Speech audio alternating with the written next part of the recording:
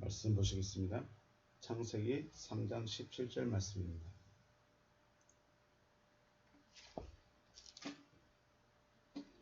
창세기 3장 17절 제가 번독합니다. 아담에게 이르시되 내가 네 아내의 말을 듣고 내가 내게 먹지 말라 한 나무의 열매를 먹었은즉 땅은 너로 말미암아 저주를 받고 너는 내 평생에 수고하여야 그 소산을 먹으리라. 아멘. 원문 보시겠습니다. 울레 아담에게 아마르 말씀하셨습니다. 키 샤마타 레콜 이슈테카 네가 들었다 목소리를 레콜 목소리를 들었습니다. 네 아내의 목소리를 들었다. 바토칼 민 하에츠 그리고 네가 먹었다 그 나무로부터. 아쉐르 치비티카 내가 너에게 명령했다. 레모르 로토칼 민민느 내가 그것으로부터 먹지 말라고 말하였다. 네, 그것으로부터 먹지 말라고 내가 내게 명령하였다라고 말씀하시고 아루라 하 아담아 저주를 그 땅은 저주를 받았다. 바브레카 너 때문에 너로 인하여 저주를 받았고 바이짜본 테칼레나 콜 에메 하예카 네가 살아있는 모든 날에 수고로움 안에서 너는 먹을 것이다 라고 말씀하십니다. 오늘은 저주받은 땅에 대해서 생각을 해보겠습니다. 저주의 의미로 사용된 단어들이 있습니다. 대표적으로 카랄이라는 단어가 있고 오늘 본문에 아라르라는 단어가 있습니다. 카랄이라는 단어 뜻은 가볍다, 천하다, 사소하다, 멸시당하게 하다, 저주받다, 멸시하다, 가볍다 이런 뜻으로 사용되고 있습니다. 쉽게 말해서 가볍게 여기다 혹은 가치없게 천하게 여김을 받을 때 사용되는 단어가 카랄이라는 단어가 있습니다. 아라는 빌다, 우리가 신께 빌다 할 때 쓰는 단어입니다. 아마 어명하다, 비름, 탄원, 저주하다 해서 저주하다라는 것으로 신께 비는 기원적 의미입니다. 왜 신께 빌고 있을까요? 네, 신의 도움을 받지 못하고 있는 상태죠. 신의 도움을 받지 못하고 있는 상태이기 때문에 저주이다 라고 사용하고 있습니다. 본문에 아라르 또 뱀이 받은 말 저주도 아라르 사용하고 있습니다. 저주하다, 심한 저주라고 되겠네요. 가장 많이 사용하는 단어이면서 가장 엄하면서도 신적 의미로 사용되고 있습니다. 창세기 3장 14절 말씀에 보시면 여호와 하나님이 뱀에게 이르시되 네가 이렇게 하였으니 네가 모든 가축과 들의 모든 짐승보다 더욱 저주를 받아 배로 다니고 살아있는 동안 흙을 먹을지니라. 더욱 저주를 받았다고 했는데 원문에서는 모든 가축과 들의 모든 짐승으로부터 저주를 받았습니다. 그런데 실질적으로 뱀 혹은 용이라고 말하는 이 존재는 가축들과 또 들의 짐승보다 훨씬 앞서서 창조함을 받은 자들이요. 가축과 들의 짐승은 만들어진, 야차르된, 아싸된 존재들인데 뱀은 창조함을 받은 존재입니다. 존재 자체가 다르죠. 존재도 훨씬 앞서 존재하게 되었고 그것도 창조함을 받은 자인데 가축과 들의 짐승은 훨씬 후에 만들어진 존재입니다. 쉽게 말해서 뱀이란 존재는 가축이나 들의 짐승보다 월등한 존재입니다. 훨씬 월등한 존재입니다. 아담보다도 월등한 존재라고 말할 수 있습니다. 그런데 자신보다 능력이 없는 존재가 뱀에게 저주할 수 있을까요? 네. 즉 가축이나 들의 짐승이 뱀을 피하게 되고 함께 하려 하지 않게 되었습니다. 뱀과 함께 하지 않는 자체가 뱀에게는 저주인 거죠. 뱀과 뱀이 친해지고 싶어서 뱀이 함께 하고 싶어서 오는데 피해버립니다. 피하게 된답니다. 함께하고 싶지 않답니다. 그게 저주라는 것이죠. 가축과 들의 모든 짐승이 뱀을 피합니다. 싫어합니다. 그래서 뱀은 어떻게 할까요? 마치 자기가 존재하지 않는 자처럼 숨어있게 된 거죠. 숨어있는 존재가 되어버립니다. 또 18절 말씀 보면 17절 말씀에 땅이 저주를 받았고 땅이 너로 말미암아 저주를 받았고 18절에 땅이 내게 가시덤불과 엉겅퀴를 낼 것이라 되어 있습니다. 땅은 저주를 받아서 가시와 가시덤불과 엉겅퀴만 내게 되어 있습니다. 뱀은 저주를 받아서 모든 짐승들을 피하고 함께하지 않으려고 하는 상태가 되었는데 땅은 가시덤불과 엉겅퀴만 내게 되었습니다. 땅은 어떤 존재가 됩니까? 1장 말씀에 11절에 하나님이 이르시되 땅은 풀과 씨 맺는 채소와 각기 종류대로 씨가지 열매 맺는 나무를 내라 하시니 그대로 되어 땅이 풀과 각기 종류대로 씨 맺는 채소와 각기 종류대로 씨가지 열매 맺는 나무를 내니 하나님이 보시기 좋았더라. 땅은 풀과 씨 맺는 채소와 씨가지 열매 맺는 나무를 내어 놓았을 때 하나님께서 보시기에 좋았습니다. 이 말을 다시 말하면 창조함 받은 자들의 양식을 내어놓아야 됩니다. 땅이 3장 말씀에 보면 1장 28절 8절 29절 30절 말씀 보면 29절 하나님이 이르시되 내가 온 집에 씨 맺는 모든 채소와 씨 가진 열매 맺는 모든 나무를 너희에게 주느니 너희는 너희의 먹을거리가 되리라. 네, 그리고 30절에서는 또 땅의 모든 짐승과 하늘의 모든 새와 생명이 있어 땅에 기는 모든 것에게는 내가 풀을 먹을거리로 주노라 하시니 그대로 되니라. 네, 땅이라는 이 존재는 풀과 씨 맺는 채소, 씨 가진 열매 맺는 나무를 내어서 만들어진 존재, 그리고 창조받은 존재들에게 양식을 공급해주는, 양식을 내어놓아야 하는 존재죠. 살아갈 수 있게, 살 수 있는 그 어떤 것인가를 내어놓는 존재입니다.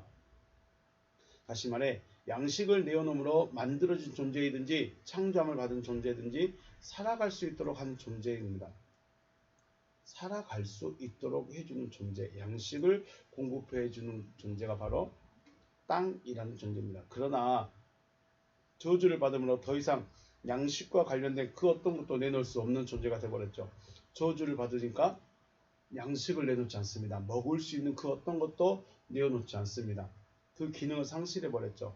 그러므로 아라르라는 이 단어는 저주받은 단어는 바로 미워함을 받거나 기능을 상실하게 되는 것을 의미하고 있습니다.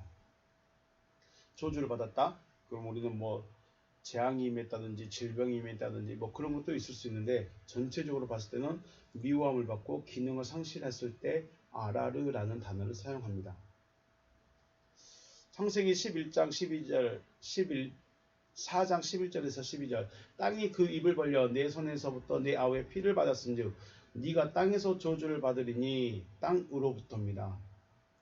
땅으로부터 저주를 받았으니 내가 밭을 갈아도 땅이 다시는 그 효력을 내게 주지 아니할 것이요 너는 땅에서 피하며 유리한 자가 되리라. 네, 아담은 땀을 흘리며 수고하면 어떻게 될까요? 먹을거리가 있게 됩니다. 3장 말씀에 우리 성경은 평생 수고하여 소산을 먹을 것이다. 수고해야만 소산을 먹을 것이다 라고 되어 있는데 다음 시간에 살펴보겠지만 과연 아담이 먹게 될 것이 무엇인가에 대해서도 생각을 해봐야 되겠죠. 일단 우리 성경으로 봤을 때는 아담이 땀을 흘리고 수고하며 뭔가를 먹을 수 있게 되는데 가인 자신이 땅으로부터 저주를 받아버렸습니다. 땅이 저주를 받은 것이 아니라 땅으로부터 가인이 저주를 받아버렸습니다. 그래서 땅이 아예 그 효력 자체를 내지 않게 되고 오히려 땅에서 피하여 유리하는 자가 되어버리는 것이죠. 그러므로 가인은 땅으로부터 그 어떤 것도 공급받지 못합니다. 오히려 그 생각 자체가 아주 가인은 땅 자체로부터 저주를 받아버리는 것이죠. 그러면 여기서 말씀하고 있는 이 땅이라는 존재, 저주받은 땅, 가시와 엉겅퀴를 내고 있는 이 땅이라는 존재는 과연 누구이고 혹은 무엇일까 생각을 해보고자 하는 것이죠. 우리 70년대나 80년대 바다 갯벌을 메워서 간척지를 만들고 지금도 그곳에서 쌀을 생산하고 있습니다. 그리고 지금은 사막에 물을 대어서 쌀을 생산하는 단계까지 이르렀죠. 생각해보면 땅이라는 것은 어떤 곳이든 어떤 땅이든 잘 가꾸고 거름을 주고 관리를 잘하면 어떠한 종자를 심든지 그 심은 것을 거둘 수 있습니다. 땅이 효력을 내지 않는가요?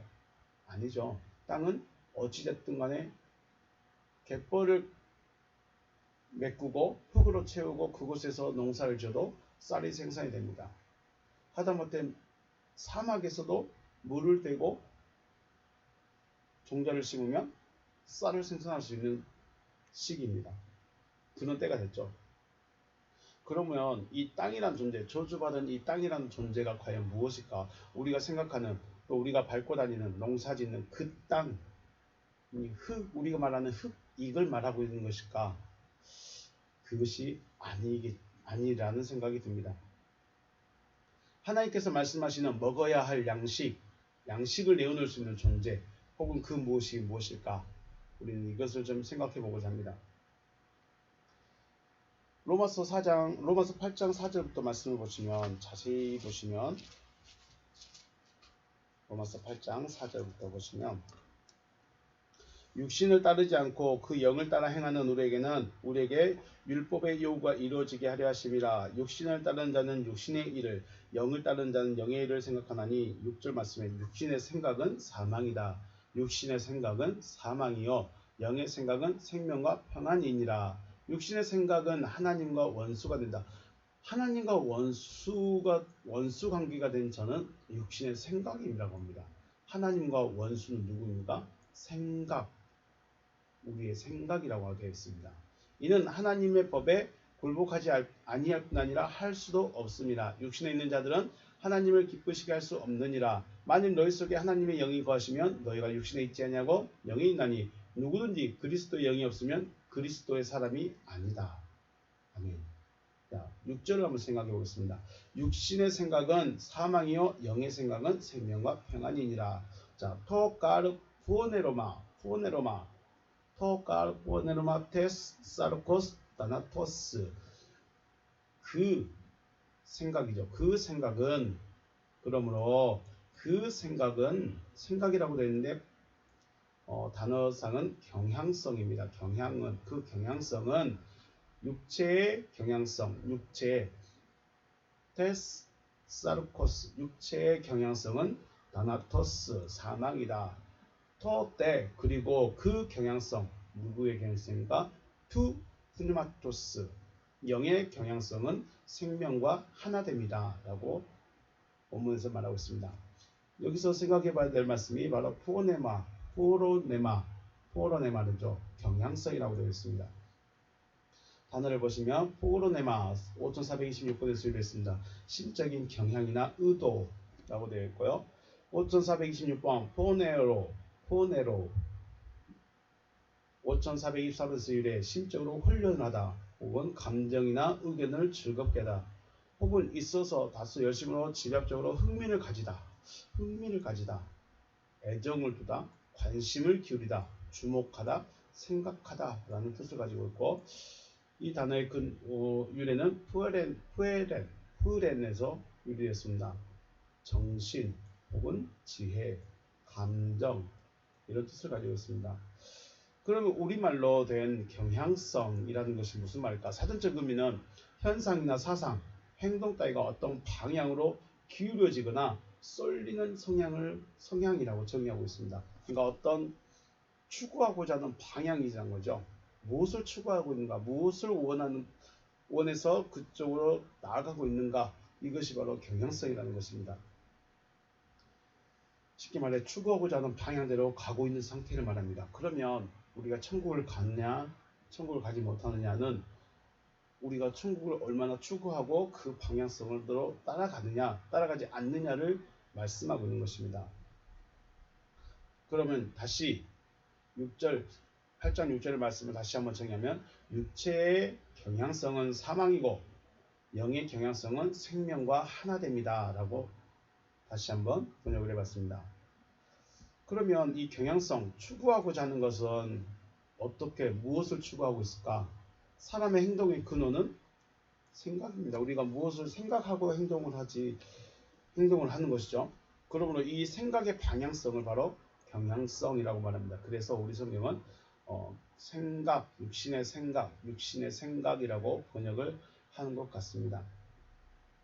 7절 말씀에 육신의 생각은 하나님과 원수가 되나니 이는 하나님의 법에 굴복하지 아니할 뿐 아니라 할 수도 없습니다. 네, 디오티 바로 뭐뭐 때문이다. 토 포로네마 그 경향성 때문이다. 어떤 경향성이냐? 테사르코스 육체의 그 경향성 때문이다. 육체의 경향성은 하나님을 향하여 원수이다. 원수이기 때문이다. 네, 왜 육체의 경향성이 사망이냐? 왜 육체의 경향성, 육체가 추구하고자 하는 그것이 사망이냐? 하나님과 원수이기 때문이다.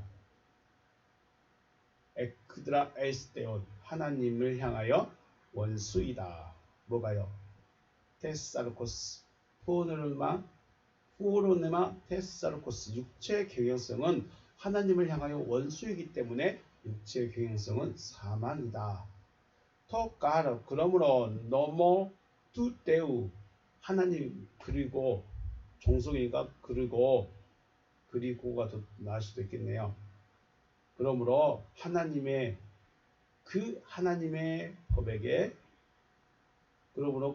법에게 욱 히포타세타이 굴복하고 있다는데 부정사가 붙어서 굴복할 수 없다 이렇게 말하고 있습니다. 히포타세이 지금 굴복하고 있다. 하나님의 법에 그러므로 그 하나님의 법에 굴복할 수 없다. 우데 까르 그리고 디나타이 할 수도 없다 라고 말하고 있습니다.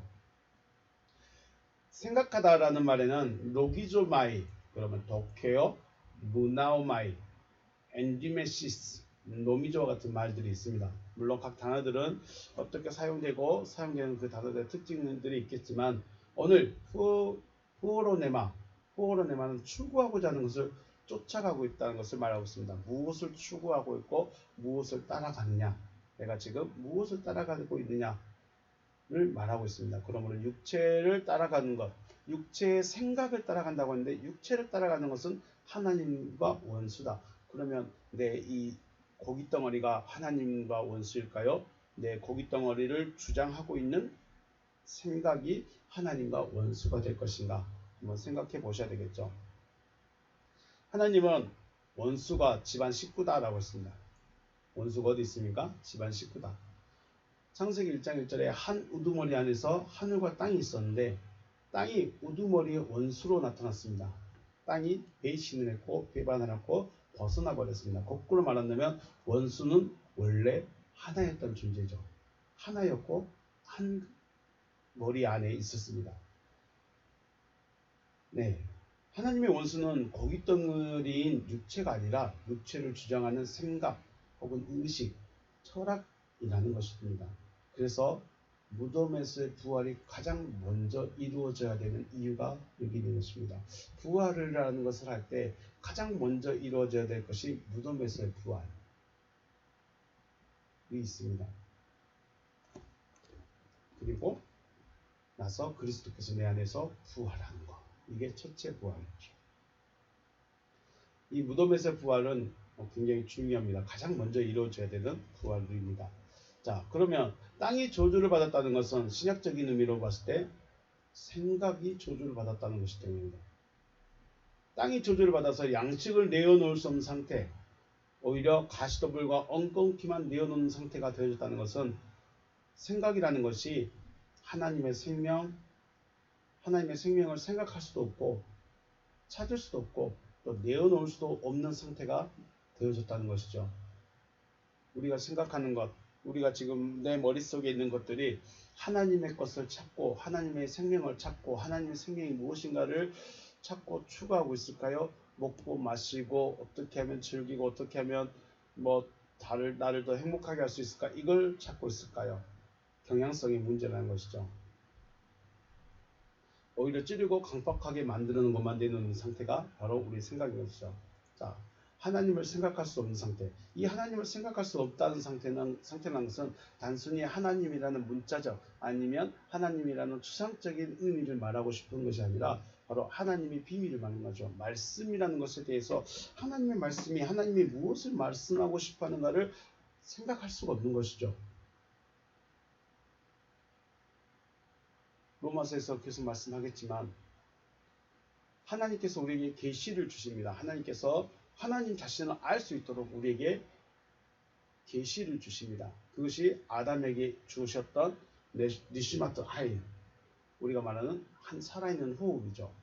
호흡을 주십니다. 살아있는 호흡을 주시는데 그것이 없기 때문에 도대체가 하나님이 무엇을 말하고 싶어 하는지를 분별할 수가 없습니다. 들을 수가 없습니다. 하나님의 말씀이 하시는데 말씀 자체를 들을 수 없는 상태. 마치 주님이 오셨는데 주님이 바리새인과 서기관들에게 그렇게 말씀을 하시는데 못 알아듣습니다.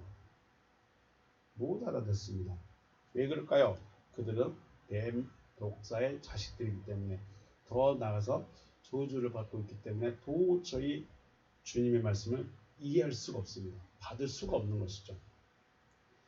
영의 생명을 찾을 수 없는 상태. 하나님의 말씀을 안다는 것은 곧 영의 생명을 찾아갈 수 있다는 것인데 이걸 못 찾는 것이죠. 또 영적인 것을 생각할 수 없는 상태. 영적인 것이다 할 때 우리가 신령하게 귀신을 보고 환상을 보고 이런 것만 생각할 것이 아니라는 것이죠. 하나님적인 것입니다. 하나님적인 것. 곧 말씀인 것이죠.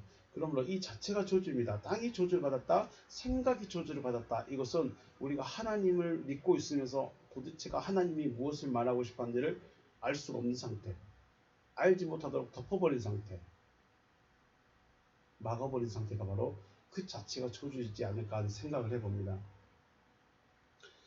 그러므로 로마서 8장 13절에서 말씀합니다.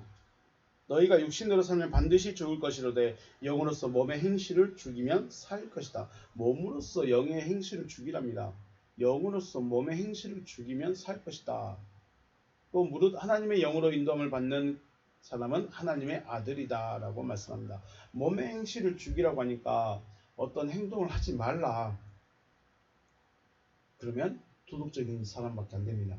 어떤 행동에 규약이 있고 행동에 제한을 받고 있으면 도덕적인 사람인 것입니다. 도덕적인 사람이라는 것은 곧 율법적인 사람인 것이죠. 그러나 그 행동이 나오게 되는 근원이 어디 있습니까? 생각에 있다는 거죠. 그러므로 이 행실을 죽이라는 말에는 더 나가서 생각을 바꿔야 된다는 거죠. 생각이라는 이 자체를 바꿔야 되는 것입니다. 어떻게요? 영적인 생각, 하나님적인 생각으로 바꾸라는 거죠. 하나님적인 생각으로 바꾸면 살 것이다. 그러므로 하나님의 영, 그러면 영이라는 것은 곧 하나님의 말씀인 것이죠. 하나님의 말씀으로 인도함을 받은 그들이 곧 하나님의 아들이다. 여러분은 하나님의 아들이십니까? 여러분은 하나님으로부터 나음을 받았습니까? 그러면 영의 인도함을 받는 사람이라는 것이죠.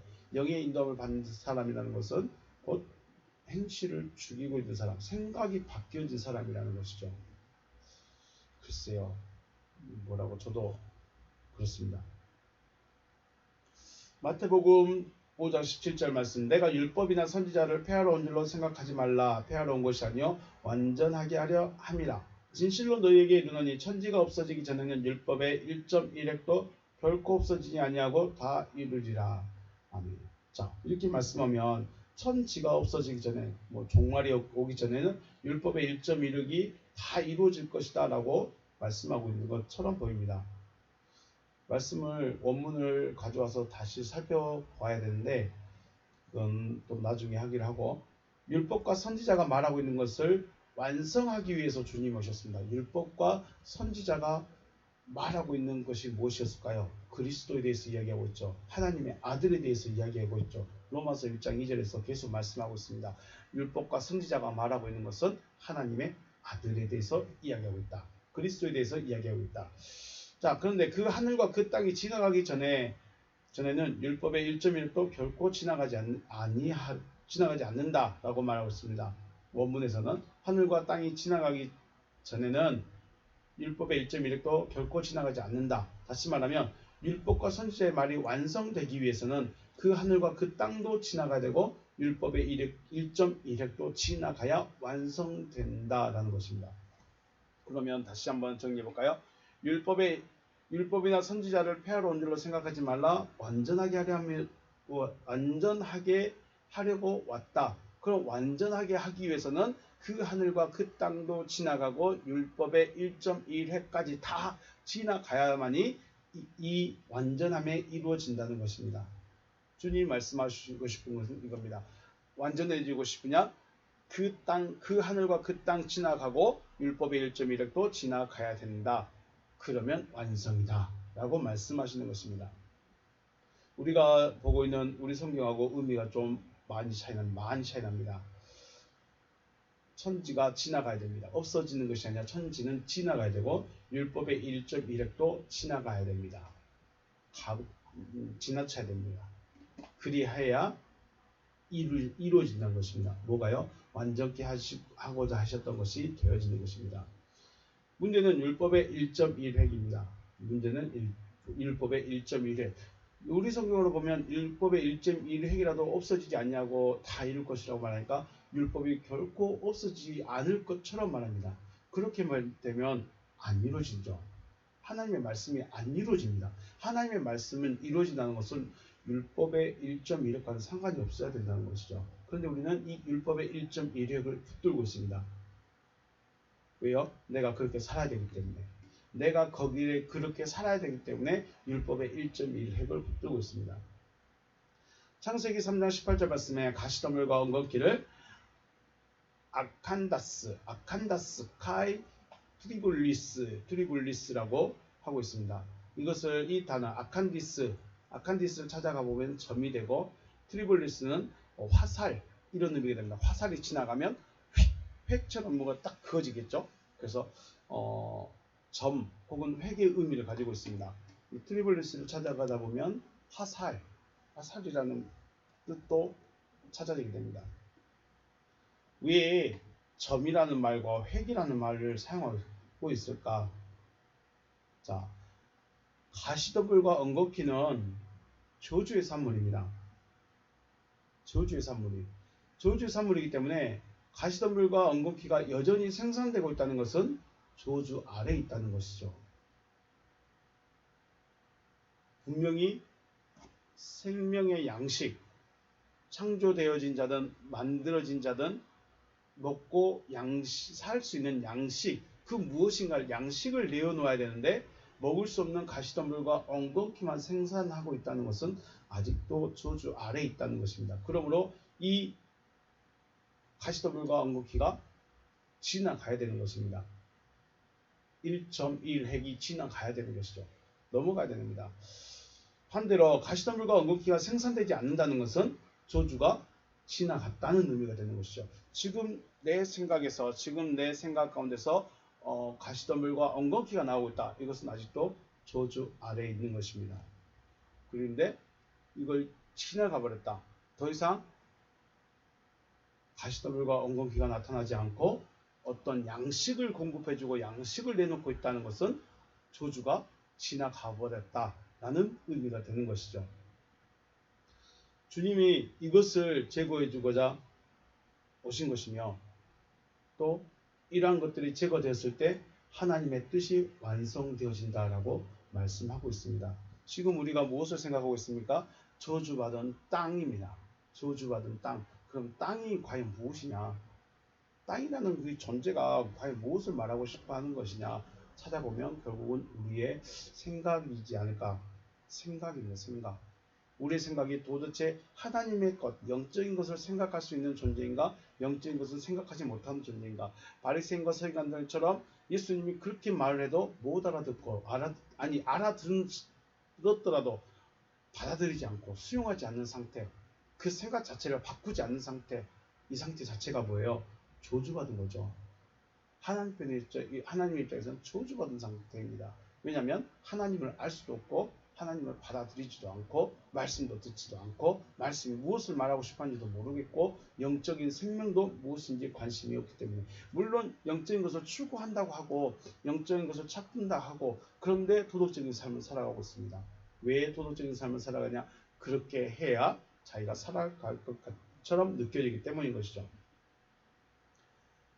자, 주님 말씀하신 것처럼 그 하늘과 그 땅이 지나가고 율법의 1.1획 지나가야 됩니다. 지나가야 완성이 됩니다. 지나갔다는 것은 저주에서 벗어났다. 자, 저와 여러분 생각이 지금 어디에 머물러 있을까요? 여러분과 저의 생각은 지금 어디에 머물러 있을까? 그리고 또 우리의 생각은 지금 무엇을 생산하고 있을까요?